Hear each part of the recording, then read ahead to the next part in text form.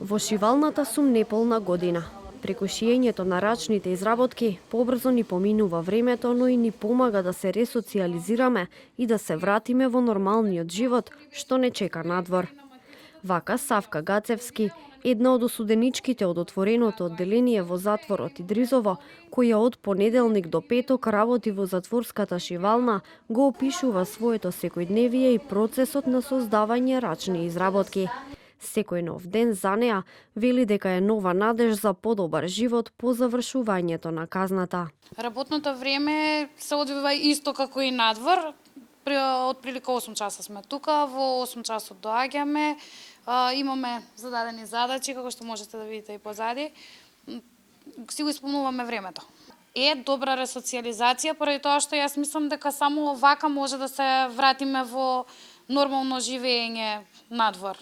Ние започнавме со конкретно овдека во шивалната, негдека во март месец.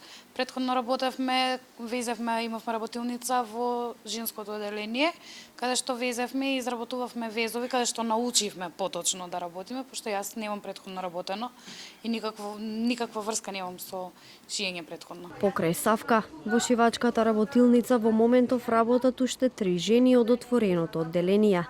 Сите производи кои се создаваат во шивалната, подоцна се продаваат. Со дел од средствата се купуваат материјалите, а останатиот дел ги добиваат токму жените кои секојдневно работат и создаваат нови креации.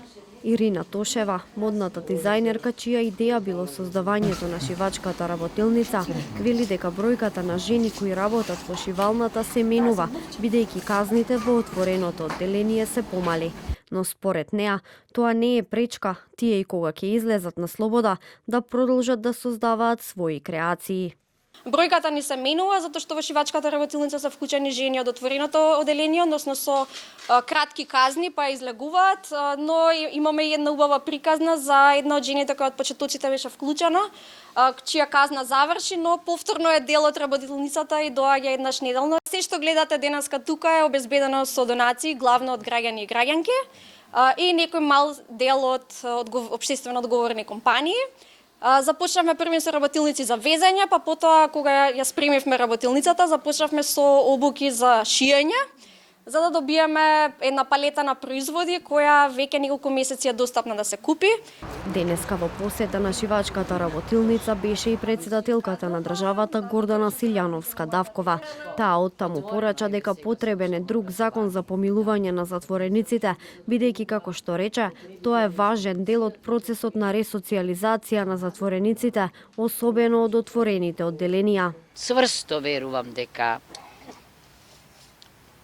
во секој од нас има по неколку мина и дека ова може да биде само една епизода во животот и дека ни треба друг закон за помилување со поинакви решенија, закон што нема да ги третира како затвореници, туку како луѓе што сега влегле во еден друг процес од животот, ресоциализација. Производите и креациите кои се создаваат во шивачката работилница се создаваат со етикета Made in Идризово и можат да се најдат во неколку продавници низ Скопје. Наредната година ќе се отвори веб-сајт преку кој сите заинтересирани купувачи ќе може да си нарачаат од производите.